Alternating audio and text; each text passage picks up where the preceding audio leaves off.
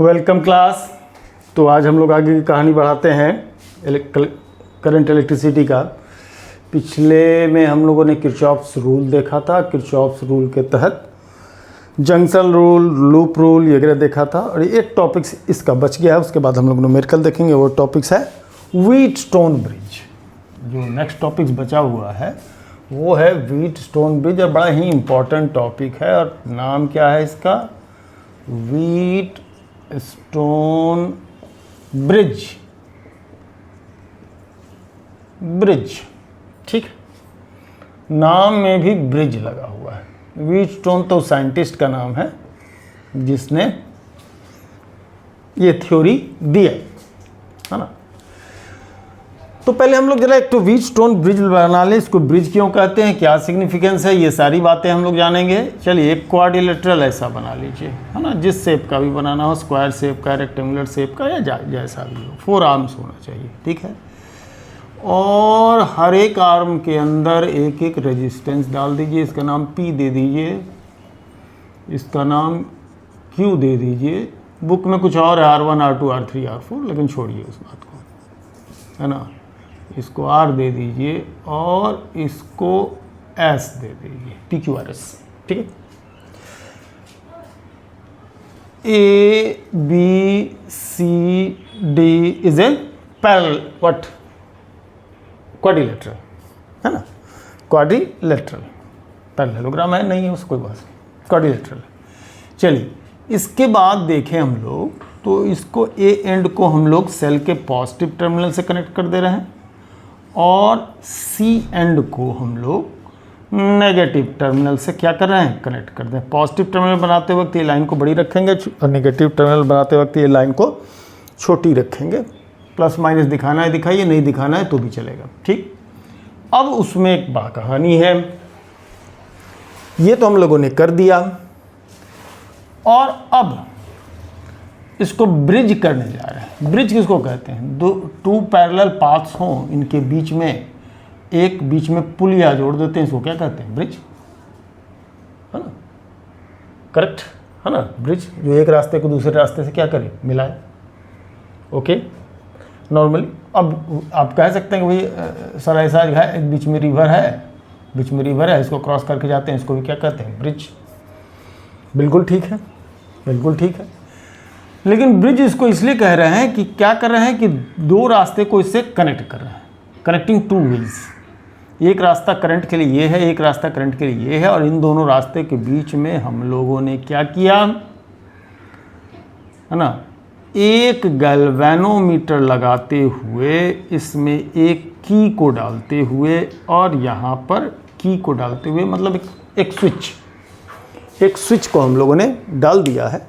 और डालने के बाद इसको ऐसा कनेक्शन हमने दे दिया। जब हम लोग इस की को कनेक्ट करेंगे, हमको गैल्वेनोमीटर में सब, चलिए अब मान लीजिए पहले कि यहाँ की डालिए, चलिए एक K1 की यहाँ डालिए। जैसे इसको ऑन करेंगे, इस सर्किट में करंट सेटअप हो जाएगा, इस सर्किट के अंदर करंट सेटअप हो जाएगा। और इस सर्किट के अंदर जैसे ही करंट का आपका सेटअप स्टार्ट होगा, लेट सपोज कि I is the current withdrawn from the cell. I क्या है? Withdrawn current from the cell. Cell से I करंट हम लोग क्या कर रहे हैं? विदड्रॉ कर रहे हैं। ठीक है, ऐसा मान के चलते हैं। तो यहाँ आने के बाद जंक्शन रूल को अगर हम लोग फॉलो करें, अगर if the I1 is the part of current passing in the arm AB, अगर ये I में से I दो पार्ट में बढ़ जाएगा, चूंकि इसके पास दो रास्ते हैं, इसके पास दो रास्ते हैं। एक रास्ता ADC के थ्रू जाता है, एक ABC के थ्रू जाता है। गैल्वेनोमीटर का कनेक्शन जो बीच का ब्रिज है, वो अभी हम लोग इसको डिस्कनेक्ट, इस की को क्लोज नहीं किया, अभी ये की क्लोज नहीं है, इसको हम लोगों ने क्या किया है? क्लोज कर दिया। ठीक है, अब कर क्या रहे हैं कि I1 करंट इधर अगर गया तो डेफिनेटली I में से I1 करंट कम हो जाएगा और रेस्ट ऑफ द करंट मतलब I माइनस I1 इसके थ्रू आएगा। ओके, अब कहानी क्या होगी कि करंट I1 यहाँ आया, करंट I माइनस I1 यहाँ आया। यहाँ आने के बाद अगर आपने की को क्लोज नहीं किया है तो कोई दिक्कत नहीं, I1 करंट इधर के थ्रू आएगा, इधर चलाएगा, I माइनस I1 इधर आएगा, यहाँ का मिल जाएगा। यहाँ करके आपको I1 आएगा, यहाँ I माइनस I1 आएगा हम अभी मिटा देंगे इसको, और -I1 प्लस I1 कट के मेन करंट I क्या होगा, इधर से पास आउट हो जाएगा। ये इस की को आपने क्लोज नहीं किया है ना। एक पार्ट ऑफ करंट ऊपर से, एक पार्ट ऑफ करंट नीचे से गया, सी पर मिला, दोनों मिल करके दोनों पार्ट क्या हो गया, कंबाइंड हो गया, और जो आना चाहिए नीचे वो फिर से निगेटिव टर्मिनल तक आ गया। लेकिन अगर हम लोगों ने ऐसा किया, इस की को क्लोज कर दिया, ठीक है, इस की को हम लोगों ने क्या किया, क्लोज कर दिया। तो अगर हमने इस की को क्लोज किया है तो क्या फेनोमेना देखने को मिलेगा भैया?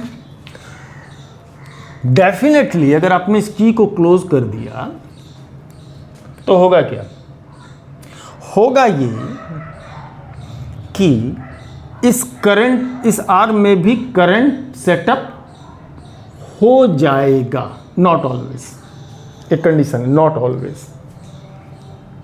नॉट ऑलवेज एक कंडीशन है। हो सकता है कि नहीं भी सेट हो सकता है, इसकी हालांकि उसकी चांसेस बहुत कम है ना, लेकिन फिर भी। और कब नहीं सेटअप होगा वो वही तो मेन कहानी है इसका, वही तो जानना है व्हीटस्टोन ब्रिज में। तो एक करंट सेटअप हो जाएगा, लेट सपोज। अब किस आधार पर ये करंट सेटअप होगा भैया, किस आधार पर ये करंट सेटअप होगा? अगर हमारा यहाँ पर बी का, जैसे आपने सेल को यहाँ कनेक्ट किया, इसका स्विच दिया और ये पोटेंशियल डिफरेंस डिस्ट्रीब्यूट हुआ, ए से बी तक, ए से डी तक, डी से सी तक, बी से सी तक, ऐसे डिस्ट्रीब्यूट हुआ। तो अगर बी का पोटेंशियल और डी के पोटेंशियल को कंपेयर किया जाए, बी के पोटेंशियल को, आई रिपीट, डी के पोटेंशियल को कंपेयर किया जाए, तो अगर E the potential of B is greater than potential of D, अगर ऐसा हुआ कि बी का पोटेंशियल ग्रेटर देन डी का पोटेंशियल हुआ, तो current will flow from B to D. लेकिन वहीं अगर इसका रिवर्स हो गया, वी डी ग्रेटर देन अगर वी बी हुआ, ये मैं समझने के लिए बता रहा हूँ, इसके डेरिवेशन में इसका कहीं कोई काम नहीं है, ठीक है। तो अगर डी का पोटेंशियल बी का पोटेंशियल से बड़ा हुआ तो करंट इधर से इधर फ्लो हो जाएगा, करेक्ट, करंट इधर से इधर फ्लो हो जाएगा। काहे कि डी का पोटेंशियल अगर ज़्यादा हो गया। अब ये हो कैसे सकता है, ये हो कैसे सकता है? चलिए इसके कॉन्सेप्ट में हम पूरी तरह से चलते हैं। अगर हम लोग ये मान करके चलें कि 10 वोल्ट का आपने पोटेंशियल डिफरेंस दिया, 10 वोल्ट का पोटेंशियल डिफरेंस दिया, तो ए से सी के बीच का पोटेंशियल डिफरेंस 10 वोल्ट का है, ओके। अब ये स्विच आपने नहीं दिया है, लेट सपोज कि आपने स्विच नहीं दिया है। मेरी बात को पूरी तरह समझिएगा, व्हीटस्टोन ब्रिज बड़ा इंपॉर्टेंट टॉपिक है, इसका कॉन्सेप्ट भी काफ़ी इंपॉर्टेंट है ना। तो इसलिए हमने इसको पिछले वीडियो में इंक्लूड नहीं किया। अब आपने इसको इंक्लूड, यहाँ स्विच नहीं दिया है, क्या होगा, ए से सी के बीच में 10 वोल्ट का डिस्ट्रीब्यूशन होगा, चूँकि पी और क्यू क्या है, सीरीज में है, और आर और एस के बीच में पोटेंशियल डिफरेंस 10 वोल्ट का डिस्ट्रीब्यूशन होगा, ठीक, ओके, है ना, चूँकि सीरीज में पोटेंशियल डिस्ट्रीब्यूट हो जाता है, ऐसा मैंने बताया भी है। और अगर ये मान के चले कि ए से बी तक में जो डिफरेंस बन जाता है पोटेंशियल का वो 6 का, और बी से सी में क्या बन जाता है उसका 4 का, 6 का डिस्ट्रीब्यूशन यहाँ, 6 वोल्ट यहाँ, 4 वोल्ट यहाँ, ठीक है, 10 से 6 वोल्ट, मतलब यहाँ 6 वोल्ट का डिफरेंस आ रहा है, यानी यहाँ 10 वोल्ट का पोटेंशियल है। इस निगेटिव टर्मिनल के पोटेंशियल को फिलहाल अभी हम लोग क्या मान के चल रहे हैं, 0। और जब कंपेयर करने की बारी होती है तो हम लोग निगेटिव टर्मिनल के पोटेंशियल को क्या लेकर चलते हैं, 0। और ये याद रखिएगा कि जब हम लोग पोटेंशियल डिफरेंस डिस्ट्रीब्यूशन की बात कर रहे होंगे तब उस समय निगेटिव टर्मिनल के पोटेंशियल को हम लोग क्या ले लेंगे, 0 पोटेंशियल ले लेंगे, कैलकुलेशन की सहूलियत के लिए, ऑल्दो निगेटिव टर्मिनल का पोटेंशियल 0 नहीं रहता है, ठीक है। चलिए, तो अगर ये 0 तो ये 10 वोल्ट, ये 0 वोल्ट, ठीक है। अगर यहाँ से यहाँ 6 का पोटेंशियल डिफरेंस बन रहा है, यानी कि 10 वोल्ट ये है तो 4 वोल्ट ये होगा, 10 वोल्ट ये है तो 4 वोल्ट, तभी तो डिफरेंस 6 का बनेगा, और 4 वोल्ट ये है तो 0 वोल्ट ये है तो 4 का पोटेंशियल डिफरेंस बनेगा, ठीक। चलिए, अब इधर अगर हम लोग देखें, इस तरफ देखें, हो सकता है कि इधर में क्या हो जाए, 3 वोल्ट एंड 7 वोल्ट, यहाँ से यहाँ तक 3 वोल्ट का डिफरेंस बने और यहाँ से यहाँ तक 7 वोल्ट का डिफरेंस बने। तो 3 वोल्ट का अगर डिफरेंस बनता है तो इसका पोटेंशियल अगर 10 है तो इसका क्या होगा, 7 होगा। क्यों 7 होगा, चूंकि 10 में से 7 जाएगा तो 3 का डिफरेंस आएगा, 3 का डिफरेंस आएगा, तो पोटेंशियल डिफरेंस 3 का रहेगा, पोटेंशियल डिफरेंस 3 का रहेगा, और यहाँ से यहाँ तक फिर 7 का रहेगा। ऐसा मान लीजिए कुछ हुआ, ठीक। तो हुआ क्या, बी का पोटेंशियल कितना था, 6-4 का डिस्ट्रीब्यूशन है तो यहाँ 4 बचेगा, और इसमें 3-7 का डिस्ट्रीब्यूशन है तो 7 होगा, इसका पोटेंशियल 4, इसका 7, यानी इसका पोटेंशियल ज़्यादा है, इधर से इधर इस डायरेक्शन से इस डायरेक्शन में करंट का फ्लो होगा, डी से बी की डायरेक्शन में। लेकिन अगर यही स्थिति कुछ उल्टा हो जाए, ऊपर में 4-6 हो जाए और नीचे में 6-4 हो जाए, 4-6 हो जाएगा मतलब यहाँ का 6 वोल्ट हो जाएगा, और इसका 6-4 हो गया मतलब यहाँ का 4 वोल्ट हो जाएगा। तो ऊपर का पोटेंशियल 4 वोल्ट, नीचे का पोटेंशियल ऊपर का पोटेंशियल 6 वोल्ट और नीचे का 4 वोल्ट, है ना 4-6 कह रहे हैं ना, 6-4 इसको कह रहे हैं। तो 4-6 मतलब ये बचा 6, 6-4 या मतलब ये बचा 4, तो ये 6 और ये 4, तो इधर से इधर ये पोटेंशियल हाई, ये लो होगा, इधर से इधर करंट का फ्लो होगा, करेक्ट। ये सिंपल पोटेंशियल डिस्ट्रीब्यूशन के हिसाब से हम लोग चल सकते हैं। और अगर तो या इस सिचुएशन में बी से डी के डायरेक्शन में करंट का फ्लो होगा, और इस सिचुएशन में डी से बी के डायरेक्शन में करंट का फ्लो होगा। लेकिन जैसे मुझे बोले थे कि नॉट ऑलवेज, हमने बोला था ना कि नॉट ऑलवेज, तो अगर बात नॉट ऑलवेज की करते हैं तो नॉट ऑलवेज में ये सिचुएशन हमारा बन सकता है। क्या सिचुएशन बन सकता है? वो सिचुएशन ये बन सकता है कि बी का पोटेंशियल और डी का पोटेंशियल क्या हो जाए, सेम हो जाए, माने डिस्ट्रीब्यूशन ऊपर और नीचे एक जैसा हो जाए, डिस्ट्रीब्यूशन ऊपर और नीचे एक जैसा हो जाए। तो अगर डिस्ट्रीब्यूशन ऊपर नीचे एक जैसा हो गया तब तो बी का पोटेंशियल और डी का पोटेंशियल अगर सेम हो गया, 6-4 6-4 ये भी हो जाए, 3-7 3-7 ये भी हो जाए, या 5-5 5-5 ये भी हो जाए, 10 वोल्ट का एक ही मान चले, तब तो बी और डी सेम पोटेंशियल पर होंगे। तो अगर बी और डी सेम पोटेंशियल पर होगा, डिफरेंस पोटेंशियल कुछ नहीं होगा, तो चार्ज का फ्लो होगा ही नहीं, करंट सेटअप नहीं होगा, यानी कि नो डिफ्लेक्शन होगा। तो इस स्टेटस, जिस स्टेटस में हमारे इस गैल्वेनोमीटर क्या है? Galvanometer is a current measuring device. What is a galvanometer? Galvanometer is a current measuring device. It measures the magnitude and direction of flow both, मतलब में कितना करंट फ्लो हो रहा है और किस डायरेक्शन से किस डायरेक्शन में फ्लो हो रहा है ये भी बतलाएगा। मतलब अगर बी से डी के डायरेक्शन में अगर लेफ्ट डिफ्लेक्शन शो कर रहा है तो डी से बी के डायरेक्शन में राइट डिफ्लेक्शन क्या करेगा, वो शो करेगा। गैल्वेनोमीटर डायरेक्शन माने डिफ्लेक्शन का डायरेक्शन अपोजिट हो जाएगा, वो बताएगा कि बी से डी के डायरेक्शन में फ्लो हो रहा है या डी से बी के डायरेक्शन में फ्लो हो रहा है, या करंट का डायरेक्शन चेंज हो रहा है, ये गैल्वेनोमीटर बतलाएगा। ठीक, चलिए। लेकिन जैसे ही अगर मान लीजिए कुछ कंडीशन ऐसा, रेजिस्टेंस का सेटअप ऐसा, पी क्यू आर एस का सेटअप कुछ इस तरीके से हो जा रहा है कि डी और बी का दोनों का पोटेंशियल अगर सेम हो गया, तो डी और बी का दोनों का अगर पोटेंशियल सेम हो गया तो ऐसे सिचुएशन में गैल्वेनोमीटर कोई डिफ्लेक्शन नहीं शो करेगा, ये ब्रिज बैलेंस स्टेट में चला जाएगा, और balance state of the bridge हम लोग इसको कहेंगे। और उस समय एक कंडीशन सेटअप हो जाएगा, चूँकि क्या होगा, जिस रेशियो में हमारा रेजिस्टेंस रहता है उसी रेशियो में हमारा डिस्ट्रीब्यूशन ऑफ पोटेंशियल होता है। जिस सीरीज में क्या होता है, जिस रेशियो में भी अगर सेम है तो भी इक्वल टू आई आर होता है ना, आई आर। तो करंट अगर सेम है, सेम करंट हो गया तो भी प्रोपोर्शनल टू आर रहता है, यानी पोटेंशियल डिफरेंस का डिस्ट्रीब्यूशन जो होगा रेजिस्टेंस के प्रोपोर्शनल जाएगा। यानी कि अगर यदि बी पोटेंशियल ऑफ बी और पोटेंशियल ऑफ डी अगर सेम है, पोटेंशियल ऑफ बी और पोटेंशियल ऑफ डी सेम है, तो ऐसे सिचुएशन में क्या होगा कि हमारा ये जो रेजिस्टेंसेस होंगे, क्योंकि मैं बोल रहा हूँ कि रेजिस्टेंस के रेशियो पोटेंशियल डिफरेंस का डिस्ट्रीब्यूशन होता है, तो रेजिस्टेंसेस का रेशियो यानी पी से क्यू का रेशियो वही होना चाहिए जो आर से एस का होना चाहिए। ये बात हमने सिर्फ कॉन्सेप्ट के बेस पर बता दिया। एक नॉर्मल कॉन्सेप्ट जो होती है, जो अंडरस्टैंडिंग है हमारी करंट से रिलेटेड, उसके बेस पर हम लोगों ने बता दिया कि अगर Wheatstone bridge is in balance state then the ratio of P to Q and R and S will be equal.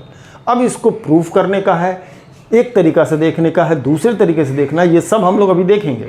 लेकिन एक जो बेसिक कॉन्सेप्ट है, बेसिक कॉन्सेप्ट के हिसाब से भी हम इसको क्या कर सकते हैं, देख सकते हैं, समझ सकते हैं, जान सकते हैं, और ये जानना भी चाहिए ताकि आपको कहीं कोई दिक्कत नहीं समझ में आए। चलिए अब इसके कहानी को आगे हम बढ़ाते हैं। ये बातें जितनी भी बोले हैं ये कॉन्सेप्ट के लिए और जानकारी रखने के लिए बेहद ज़रूरी है। ठीक है, तो पहली बात तो हम लोग ये लिखे कि what is Wheatstone bridge. Wheatstone bridge है क्या? तो हम लोग लिख सकते हैं कि okay, it is it is an arrangement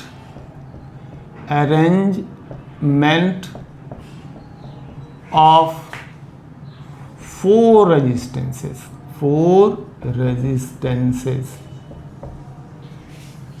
ठीक है, 4 resistances in 4 arm of a quadrilateral along one of its diagonal a galvanometer is connected. Galvanometer is connected while, जबकि along सेकेंड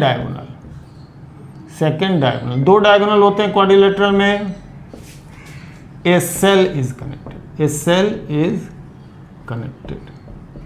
तो भैया आप कह रहे होंगे कि एक डायगोनल में तो गैल्वेनोमीटर, दूसरे डायगोनल में हमारा सेल है, ऐसा कैसे? देखिए इसको हम बाहर निकाल के भले देखिए, यहाँ गंदा हो जाएगा, यहाँ अगर शो करने लगे सेल को तो बड़ा घचपच हो जाएगा ना। एक्चुअल में ये सी डायगोनल है, ये और सी के बीच में ही जोड़ा हुआ है, देख लीजिए, ये सी is the diagonal.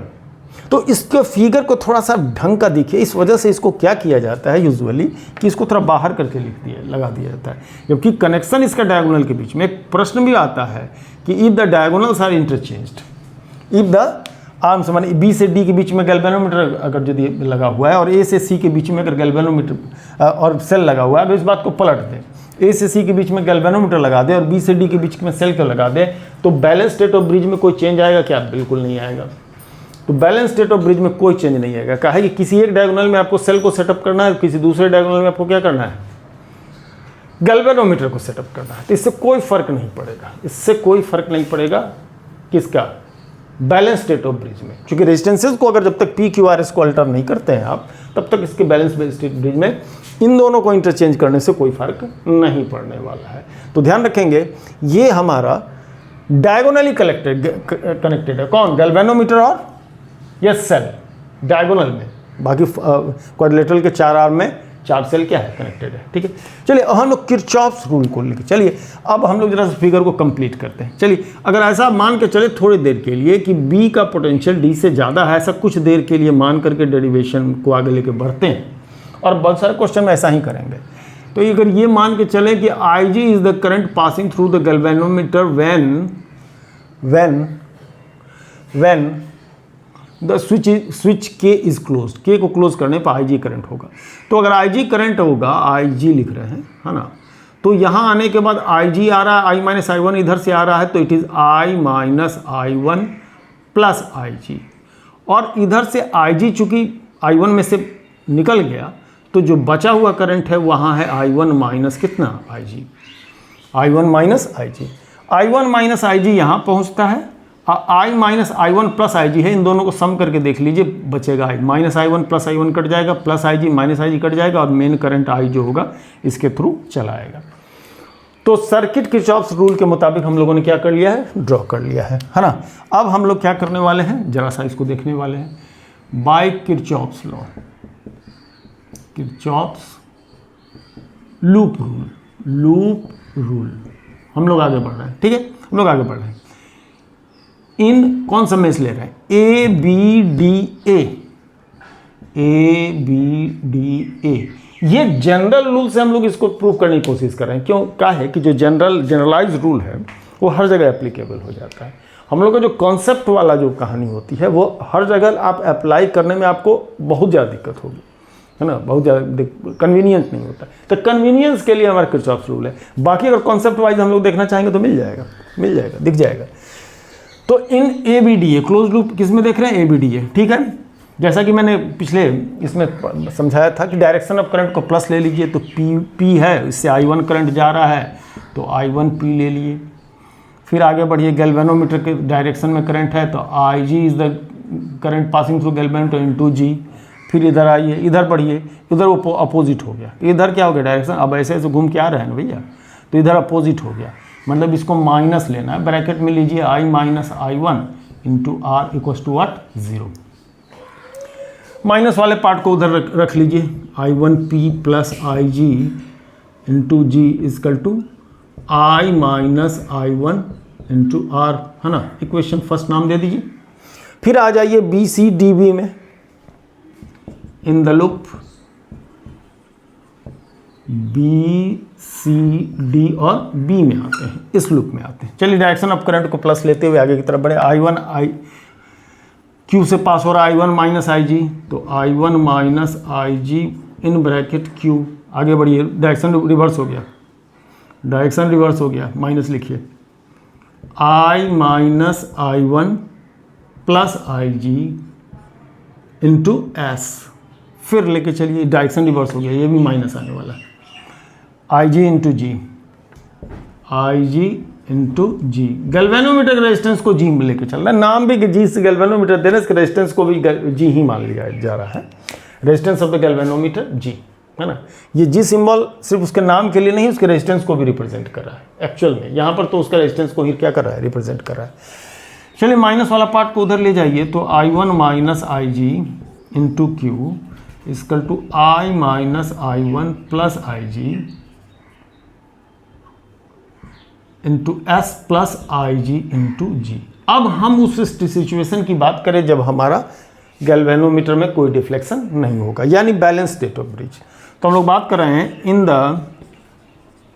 Balance state of the bridge क्या होगा, IG की वैल्यू 0 होगी, इसके थ्रू कोई करंट पास नहीं, ना तो B से D की तरफ, ना D से B की तरफ, है ना। और क्यों नहीं होगा, ये मैं बात पहले बता चुका हूँ कि दोनों का पोटेंशियल सेम हो जाएगा। तो अगर IG को 0 रखते हैं, इक्वेशन रिड्यूस, ये क्या होगा, यहाँ से IG को 0 कीजिए तो क्या मिल रहा है, इक्वेशन 1 बनेगा I1P, IG 0 हो गया, मतलब ये कहानी खत्म, is equal to I minus I1R। ये फर्स्ट इक्वेशन ट्रांसफॉर्म रिड्यूस कर गया, इसमें IG यहाँ 0 रखिए, IG यहाँ 0 रखिए, तो क्या हो जाएगा, I1Q, IG यहाँ 0 रखिए, IG यहाँ 0 रखिए, तो ये इधर बनेगा I minus I1 into R, ये सेकंड इक्वेशन बन गया, ठीक है जी, सेकंड इक्वेशन बन गया। अब देखने वाली बात है कि ये रिड्यूस करेगा, IG जहाँ जहाँ भी था वहाँ से क्या हो गया, गायब हो गया।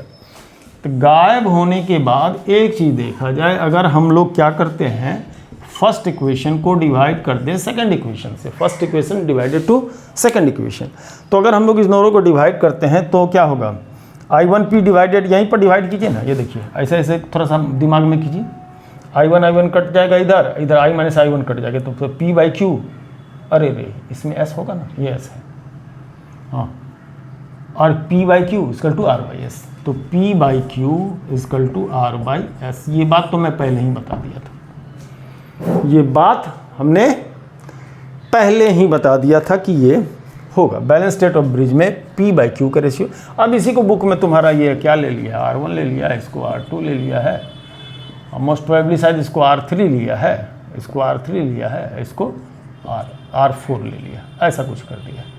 तो खैर उसको नाम से मैं कुछ नहीं रखा है, वैसे रखा तो कभी कभी बहुत कुछ होता है नाम में, लेकिन नाम से भी बात है, ठीक है। तो P by Q equal to R by S, this is the condition of state of balance. माने अगर ब्रिज बैलेंस स्टेट में है तो P बाई क्यू के वैल्यू R बाई S के होगा, और ऐसा है तो ब्रिज क्या है, बैलेंस स्टेट में होगा। उसका एप्लीकेशन बहुत वाइड है, अननोन रेजिस्टेंस को फाइंड आउट करने में, है ना, या फिर आपको सर्किट ब्रेकअप को फाइंड आउट करने में, इससे बहुत सारा। एक मीटर ब्रिज करके एक एक्सपेरिमेंट है जो इसी पर बेस्ड है, पहला एक्सपेरिमेंट ही है 12th का। तो अगर मीटर ब्रिज के एक्सपेरिमेंट करने के लिए जाएंगे तो जब तक आप ये नहीं समझते हैं तो एक्सपेरिमेंट ही आपसे ढंग से नहीं हो पाएगा, है ना। तो ये कॉन्सेप्ट बड़ा ज़रूरी है। अब ज़रा सा हम इसको एक जनरल मेथड से लेने वाले हैं, ठीक है ना। चलिए जनरल मेथड से लेने से पहले मैंने आपको बतलाया था कि जब B और D का पोटेंशियल सेम हो जाएगा तभी B से D के डायरेक्शन में कोई करंट या D से B के डायरेक्शन में कोई करंट नहीं फ्लो होगा। यानी यहाँ से यहाँ का पोटेंशियल डिस्ट्रीब्यूशन और यहाँ से यहाँ का पोटेंशियल डिस्ट्रीब्यूशन क्या हो जाएगा, सेम हो जाएगा। VAB VAD के बराबर होगा, VBC VDC के बराबर होगा। तो कभी कभार क्या करता है कि without the help of Kirchhoff's rule so that in the balanced state of bridge the ratio of P by Q is equal to R by S. The ratio of the resistances in the four arms are equal. ऐसा कुछ कहता, ऐसा कुछ देता भी है ना। तो वो कैसे करेंगे, है ना। चलिए उसको देखते हैं। ये चीज़ है, इसको नोट डाउन कर लीजिए, चूँकि जनरल कॉन्सेप्ट में तो यही आता है ना। जनरल कॉन्सेप्ट में तो यही आता है, ठीक है। तो ये आप नोट डाउन करें, फिर हम इसको हटाते हैं, आपको दिखाते हैं। बिना किरचॉफ रूल के भी हम लोग इस चीज़ को दिखा सकते हैं, और दिखा तो पहले भी दिए हैं, खाली उसको कॉन्सेप्ट में बोले हैं, थोड़ा सा उसका सिंबल में भी हम दिखा दें, है ना। सिंबल में भी दिखा दें, है ना, सिंबल में भी दिखा देते हैं। तो सिंबल में दिखाने के लिए चलिए, ओके, लिखिए। एक लिखेंगे when the bridge is not balanced, bridge is not balanced, not balanced, there will be current in BD arm, BD diagonal, arm नहीं diagonal, but in balance state of bridge,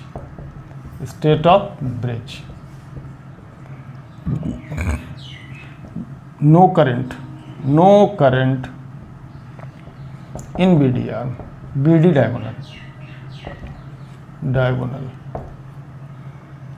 It means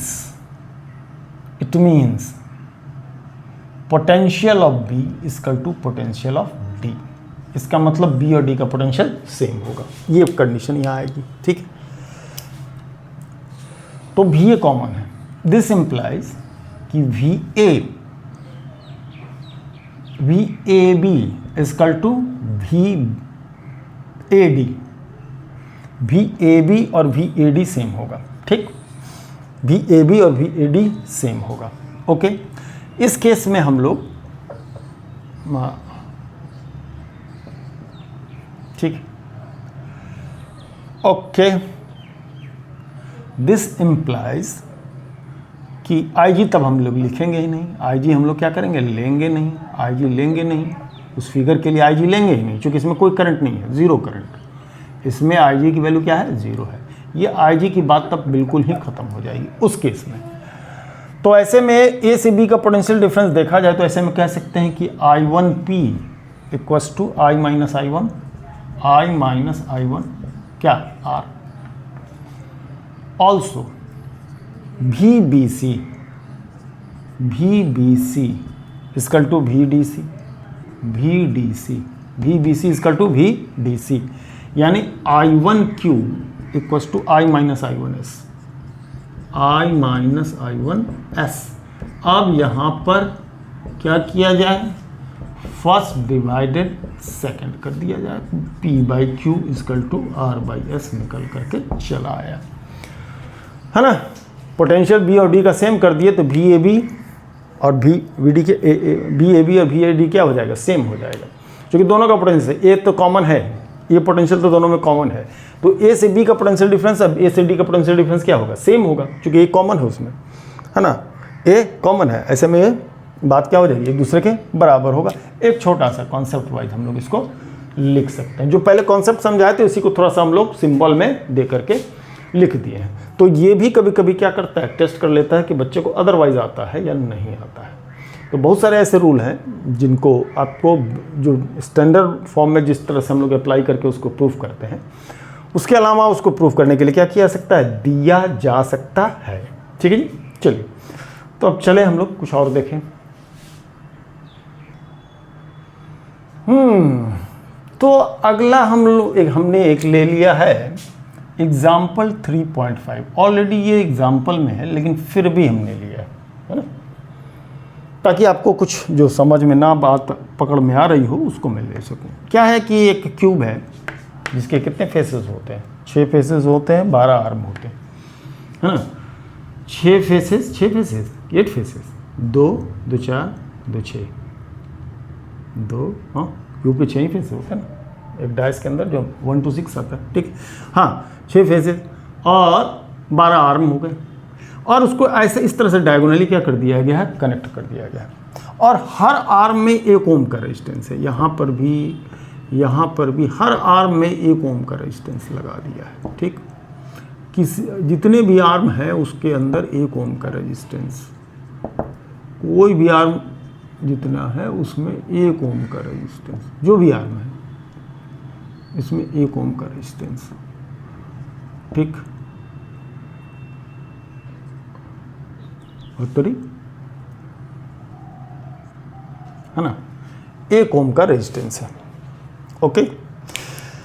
हम चाहे तो main current I ले सकते हैं, आई लेकर के भी आगे बढ़ सकते हैं, लेकिन थोड़ा बुक वाला ठीक किया है। क्या ठीक किया है उसने, जो withdrawn current from the cell है उसको 3I ले लिया, ठीक किया, तक समझाने में दिक्कत होगी। यहाँ पर के बाद अगर देखें तो सिचुएशन क्या है कि चाहे पाथ कोई सा भी ले करंट का, 1 रेजिस्टेंस, 2 रेजिस्टेंस, 3 रेजिस्टेंस, किसी भी पाथ से जाते हैं तो शॉर्टेस्ट पाथ 3 ही है। बिना 3 रेजिस्टेंस के से होकर के गुजरे आप कहीं भी किसी भी तरफ से क्या होगा, करंट एक एंड से दूसरे एंड तक नहीं जाएगा। तो यहाँ करंट का इक्वल डिस्ट्रीब्यूशन होगा, क्योंकि उस एक के बाद, एक टपने के बाद दूसरा, तीसरा, तीन रेजिस्टेंस को क्रॉस करना ही है। यानी कि डिस्ट्रीब्यूशन ऑफ जो पोटेंशियल डिफरेंस जो होगा अक्रॉस AC कह लीजिए, AC डैश कह लीजिए, या जिधर भी आप करेंगे AC जो भी करेंगे वो जो होगा वो आपका क्या होगा, सेम रहेगा। तो ऐसे सिचुएशन में डिस्ट्रीब्यूशन ऑफ करंट भी क्या होगा, सेम होगा। यही मेन पॉइंट था, यही नहीं, इनमें से मेन पॉइंट में से एक ही था। तो यहाँ पर डिस्ट्रीब्यूशन ऑफ करंट 3I है, तो I में ही होगा, चूंकि आगे आपका सब के लिए एक जैसा रास्ता है। जिस भी रास्ते से जाइएगा आपको 3 रेजिस्टेंस को क्रॉस करके जाना पड़ेगा, चाहे जैसे हो। यहाँ से ऐसे चलिए, यहाँ आइए, है ना, यहाँ से ऐसे चलिए, अरे इसका रेजिस्टेंस छूट गया, 2 ही हो रहा था। मैं बोला कि क्या करो, यहाँ भी देखो, यहाँ भी देखो, 1 2 3, ठीक है ना, 1 2 3, कहीं भी कोई भी रास्ता। तो इसका मतलब इधर में आई, इधर में आई और इधर में आई, ओके। जब ये यहाँ पहुँचेगा, इस पूरा फिगर को समझिए क्या हो, आई पहुँचेगा, यहाँ से इसको 1 रेजिस्टेंस, 2 रेजिस्टेंस, यहाँ से भी ये 2 रेजिस्टेंस, मतलब यहाँ से भी इक्वल डिस्ट्रीब्यूशन होगा। यानी I/2 इधर से, I/2 इधर से, I/2 इधर से। आप ऐसा करें, हम लोग 6I लेके चलते हैं, तो 2I हम लोग को लिखने को 3I लिया, हम लोग 6I ले लेते हैं। अब इधर से 2I से, इधर से I, इधर से कितना I, है ना, इधर से I, इधर से I, और किधर किधर जाए, इधर में भी I, इधर में भी I, फिर इधर में I, यहाँ भी I, और यहाँ भी I, और तब यहाँ मिलके हो जाएगा नहीं, I इधर से, I इधर से, यहाँ 2I, हर रास्ते में अब 2I हो जाएगा। यहाँ अब 2I, यहाँ भी अब 2I, क्यों 2I, I इधर से और I इधर से, I इधर से, यहाँ पहुँचा 2I, यहाँ पहुँचेगा 2I, इसमें भी 2I, यहाँ भी 2I, है ना, तो हो जाएगा 6I, है ना। तो और कहीं I, यहाँ 2I, I और I, फिर इधर से I, फिर आकर के 2I। कहीं कुछ छूट गया हो तो छूट गया हो, नहीं कर सकते हैं, बाकी I, यहाँ 2I, हाँ ये बिल्कुल 2I, इस आर्म में 2I, इस आर्म में 2I, इस आर्म में 2I, है ना, इस आर्म में I, इस आर्म में I, इस आर्म में I, ठीक। चलिए, वैसे हम लोग को इतने की ज़रूरत पड़ेगी नहीं, है ना। चलिए, फिगर तो हम लोगों ने बना लिया, हम लोगों ने 6I लेके कर लिया कि 6I is the total current, है ना, 6I is the total current. तो 6I is the total current, तो EMF ऑफ द सेल, हम लोग सीधे सीधे आते हैं। EMF of the cell, EMF जो मान करके चलते हैं, अगर E लेके चलते हैं, है ना, E लेके चलते हैं, तो क्या होगा, EMF होगा। तो बात करते हैं किसकी, EMF ऑफ द सेल की। तो EMF ऑफ द सेल जो हो जाएगा, है ना, वो आपका 10 वोल्ट जो भी अप्लाइड है ना, 10 वोल्ट जो भी है, इंटरनल रेजिस्टेंस 0 मान के चल रहा है, इंटरनल रेजिस्टेंस सेल का 0 मान के चल रहा है, तो V = IR, I कितना 6I, R कितना, R इक्विवेलेंट, जो R इक्विवेलेंट बनेगा, जो R इक्विवेलेंट बनेगा, है ना, जो R इक्विवेलेंट बनेगा, तो R इक्विवेलेंट E/, कितना होगा, 6I होगा, ठीक है। R इक्विवेलेंट E/6I बनेगा। ओके, अब हम लोग कोई एक मेश ले लेते हैं, जिसमें सेल को भी इंक्लूड करेंगे, है ना। चलिए हम लोग ले लेते हैं ABC डैश, यहाँ पर एक नाम दे दीजिए, तो E नाम दे दीजिए, अरे नहीं F नाम दे, E तो सेल का EMF ले रहा है, C डैश और ये DEF ले लीजिए, ठीक है ना। तो इन द क्लोज मैस, ठीक है, कौन सा C डैश F और फिर A, ये मिस ले रहे हैं। चलिए यहाँ स्टार्ट कीजिए। 1 ओम है, 1 1 1 1 1 1 सब 1 ओम है, तो 2I इंटू 1 2I प्लस में, है ना, फिर I इंटू 1 प्लस में, फिर 2I इंटू 1 प्लस में, फिर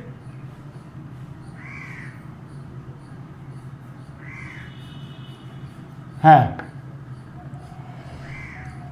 2I इंटू 1 प्लस में, ठीक है, क्या किए 2I इंटू 1 प्लस में, I इंटू 1 प्लस में, 2I इंटू 1 प्लस में, फिर आइए ये उल्टा हो गया, देखिए ये -2 प्लस हो गया उल्टा, तो -10 इक्वल्स टू कितना 0, यानी 5I equals to 10, 5I equal to 10, तो I equal to 2 ampere, current I 2 ampere होगा। तो टोटल करंट कितना होगा, टोटल करंट जो होगा 6I है, तो कितना होगा 12 एम्पियर, है ना, 6I है तो कितना हो जाएगा 6 दूनी 12, 12 एम्पियर का टोटल करंट होगा, है ना, 12 एम्पियर का टोटल करंट होगा। 12 एम्पियर का टोटल, अब R इक्विवेलेंट कितना होगा, यहाँ देखिए नेट का इस पूरे क्या बोलते हैं मेश का अरेंजमेंट का इक्विवेलेंट रेजिस्टेंस, यहाँ क्या है ये ले रहे हैं, EMF का वैल्यू कितना 10 वोल्ट, 6I यानी 6I का मतलब हो जाएगा 12 एम्पियर, तो 10/12 मतलब 5/6 ओम, यानी R इक्विवेलेंट इसका हो जाएगा 5/6 ओम। सो सिंपल, कुछ नहीं करना। R यहाँ IR लिख रहे थे, IR चूंकि 1 एम्पियर है इसलिए 1 1 करते चले गए, ये 1 है ना जी, 1 है, ये भी ये 1 है, ये 1 है, तो 2I इंटू R 1 2I ही रह जाएगा, इसलिए हमने यहाँ R दिख नहीं रहा है। ओके, तो ये हो गई 3.5, उसको जरा पढ़, उसमें तरह इसे हम जो बनाए हैं उसमें तरह से कन्वीनियंट ये हो गया होगा आपको कि ये आपको क्लियर दिख रहा होगा, छोटा दिख रहा होगा, आराम मिल रहा होगा। ठीक है जी, चलिए कुछ दूसरा क्वेश्चन लेते हैं।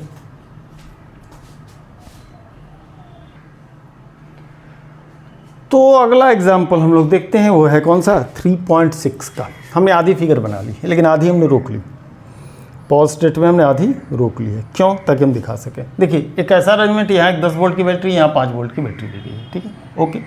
उसके बाद डिफरेंट जगह पर यहाँ पर क्या कर रहा है, 1 ओम का रेजिस्टेंस दे दिया, यहाँ एक रेजिस्टेंस दिया है जो 1 ओम का है, ठीक है।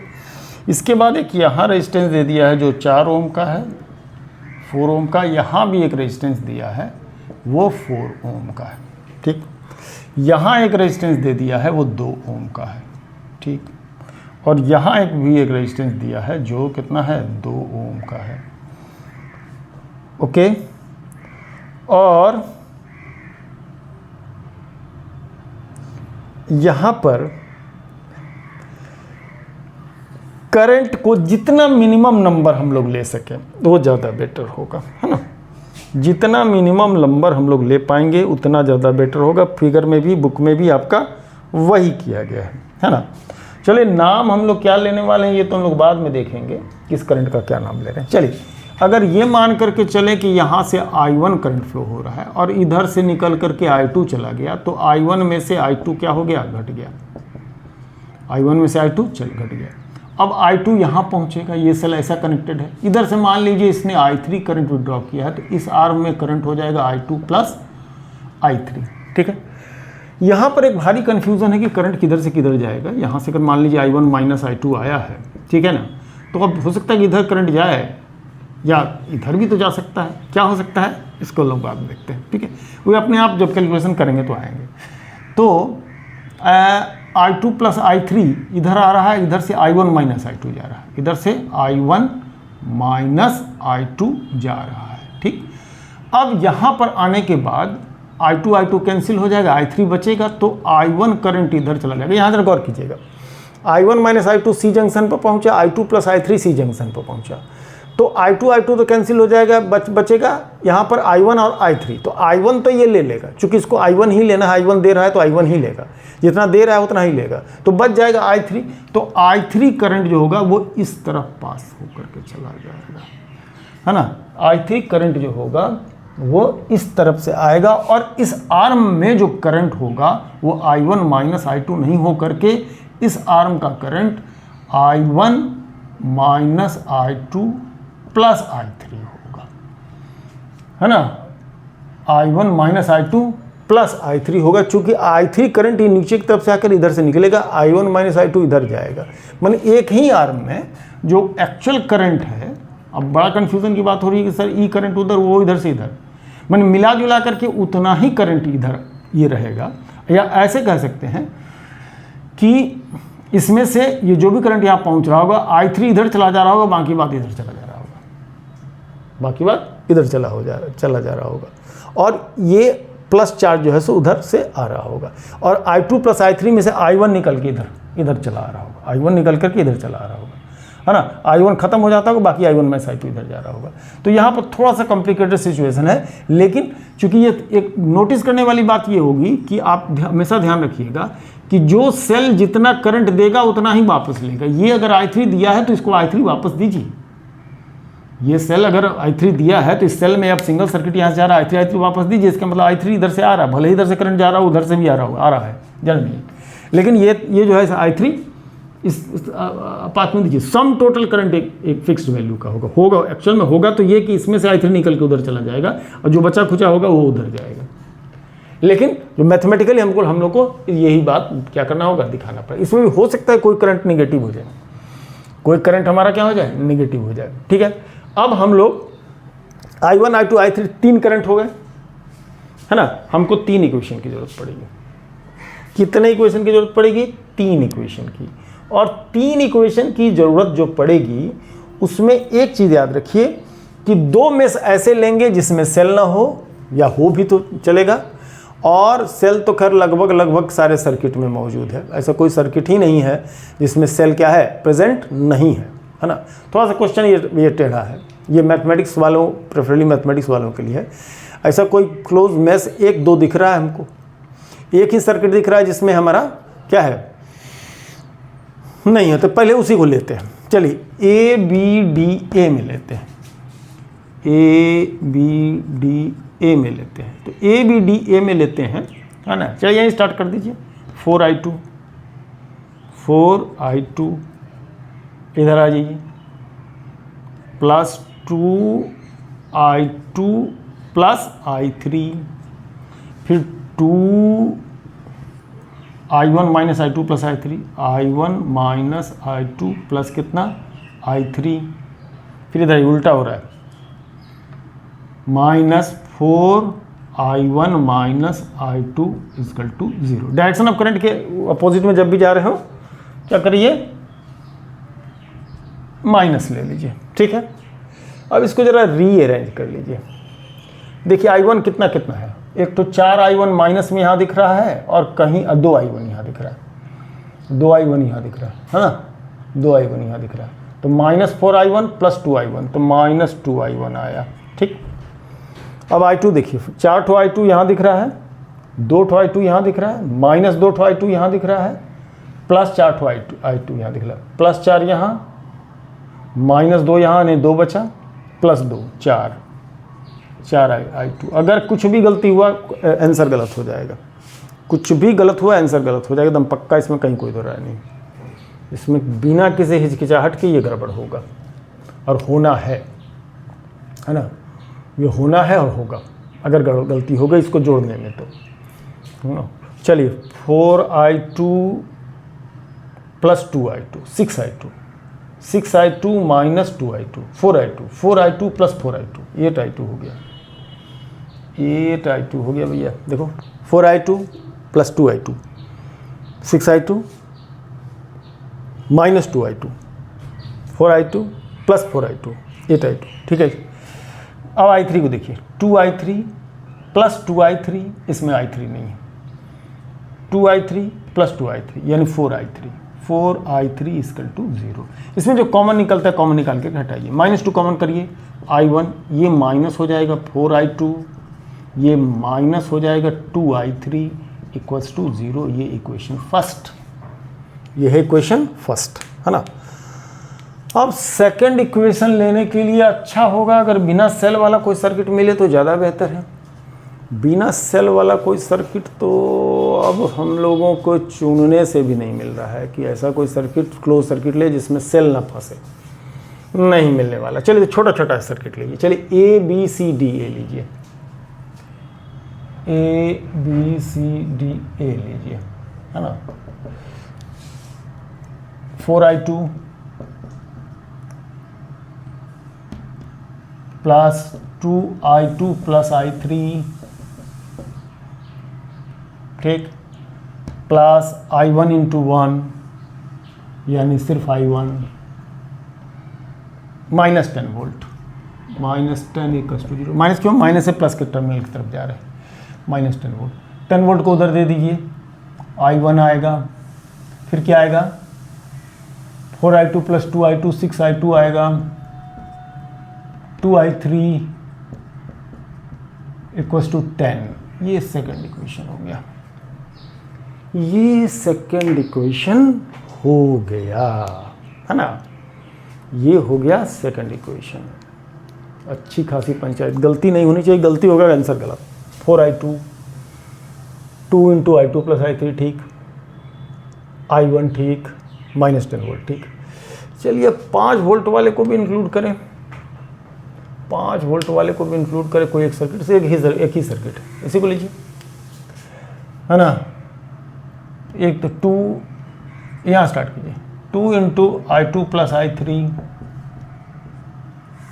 यहाँ डायरेक्शन ऊपर की तरफ ले रहे हैं, है ना, डायरेक्शन ऊपर की तरफ ले रहे हैं। तो माइनस में 2 into i1 minus i2 plus i3, i1 minus i2 plus कितना i3, ये और ये negative, -5 volt equals to 0, -2i1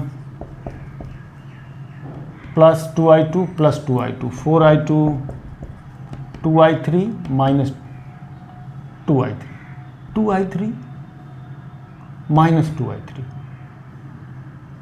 good, 2i3 minus 2i3, i3 cancel, equal to 5 equals to 5। अच्छा, इसमें i3 ही कट गया, गुड, अच्छा रहा, i3 गायब हो गया खुद से, i3 खुद से गायब हो गया। हो जाए तो बढ़िया, हो जाए तो सहने में सुगंध है। तो अब हम लोग करेंगे क्या, सब्स्टिट्यूशन स्टार्ट करेंगे। क्या स्टार्ट करेंगे? सब्स्टिट्यूशन।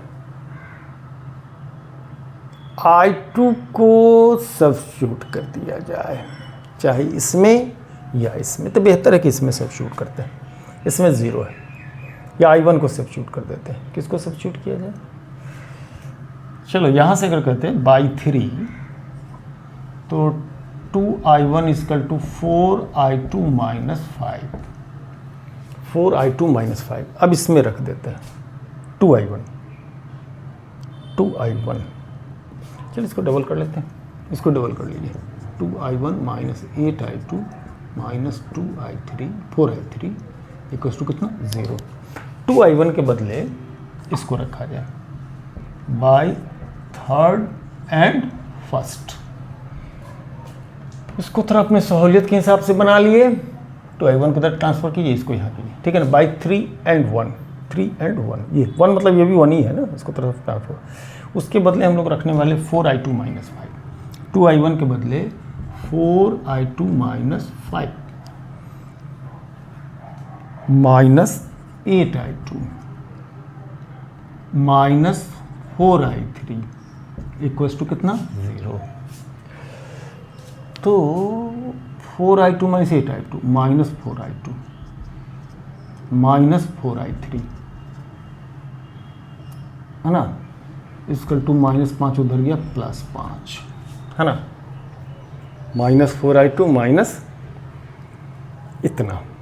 ओके, तो 6i2 ठीक।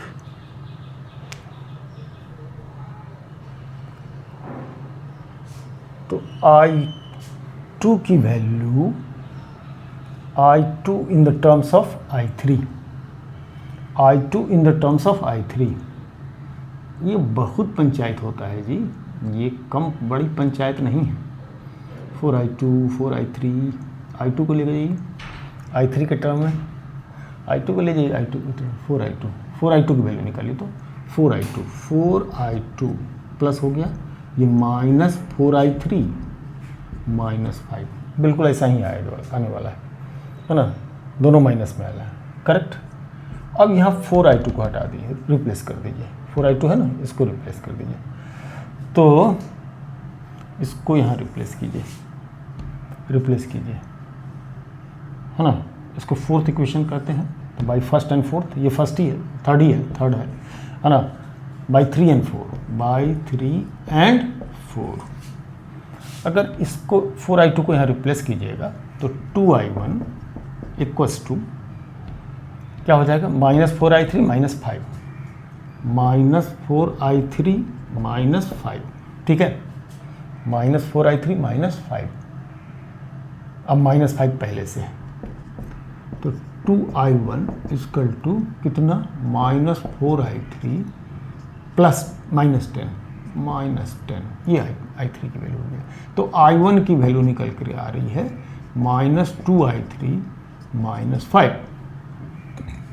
ठीक है, ये i1 की value in the terms of i3। और यहाँ से अगर हम लोग लें i2 को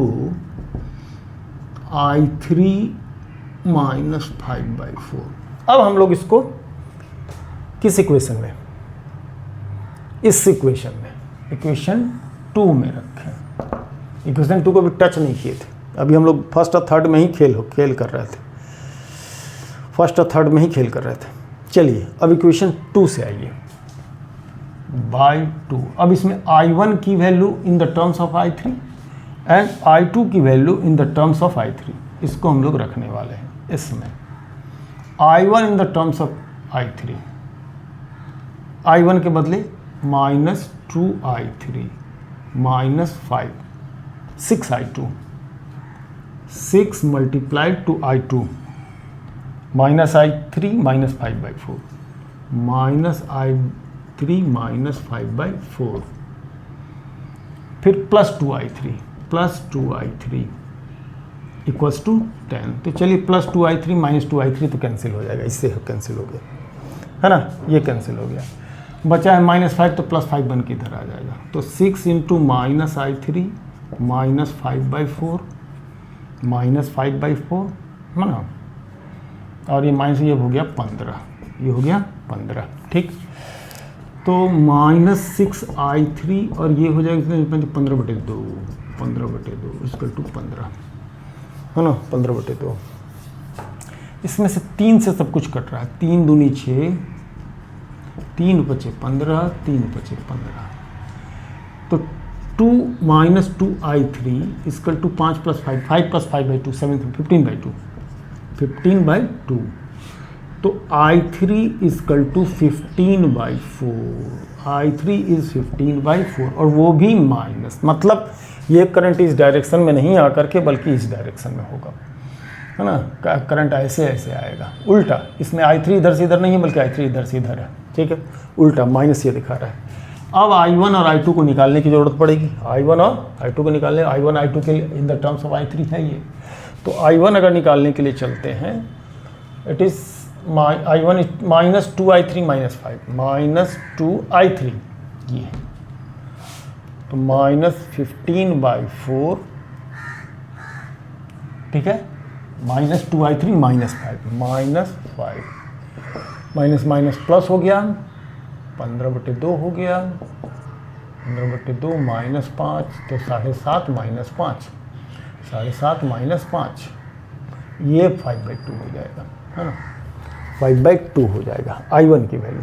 अब किताब से आंसर मिलता है नहीं मिलता है पता नहीं, कैलकुलेशन तो हम लोग ठीक है किया है, नहीं मिलेगा तो फिर कैलकुलेशन पूरा का पूरा चेक करना पड़ जाएगा, कैलकुलेशन पूरे का पूरा चेक करना। चलिए अब दूसरा क्या बचा, I1 निकालिए, I2 यहाँ है, I2 कितना -i3 -5/4, I3 कितना -15/4 तो +15/4 +15/4 -5/4 तो 15 में से 5 गया 10/4 मतलब 5/2 5/2 I2 भी 5/2 है, 5/2 एम्पियर यहाँ भी और 5/2 एम्पियर यहाँ भी, और ये 15/4 एम्पियर का मतलब हो गया माइनस कितना 7.5 3.75 एम्पियर, है ना, ये 2.5 एम्पियर 2.5 एम्पियर -3.75 15/4 का तो मतलब यही होता है 3.5 7.5 3.75, ये भी हो गया तुमको 5/2 यानी 2.5 एम्पियर। अब आंसर मिला कि नहीं मिला, मेरे पास इतनी हिम्मत नहीं इतना लगाने के बाद कि इसका आंसर देखें और सही बैठता है कि नहीं बैठ। 7/8 5/2 I1 2.5 एम्पियर, I1 तो आ गया, CD 0 एम्पियर। अच्छा अलग अलग आर्म में कितना करंट है, 7/8 आ रहा है, अरे 15/8 कुछ गलती हो गई है, कहीं कुछ मिस्टेक हो गया कैलकुलेशन में या मेस लेने में, कुछ न कुछ मिस्टेक हो गया। चलिए ये क्वेश्चन तो ऐसे भी आएगा नहीं, थोड़ा सा लगाने के ख्याल से हमने लगा दिया है, ऐसा सब क्वेश्चन देता भी नहीं है, दिया भी नहीं है, दे देगा तो दुर्भाग्य, ठीक है। तो फिर हम लोग देखते हैं इस वीडियो को, तो यहीं ख़त्म करते हैं और आगे की वीडियो के लिए मिलते हैं फिर कल, ठीक है जी। चलिए इसको फॉलोअप कीजिएगा, बाकी तो फॉलोअप कीजिएगा, ये छोड़ कर के बाकी तो फॉलो कीजिएगा।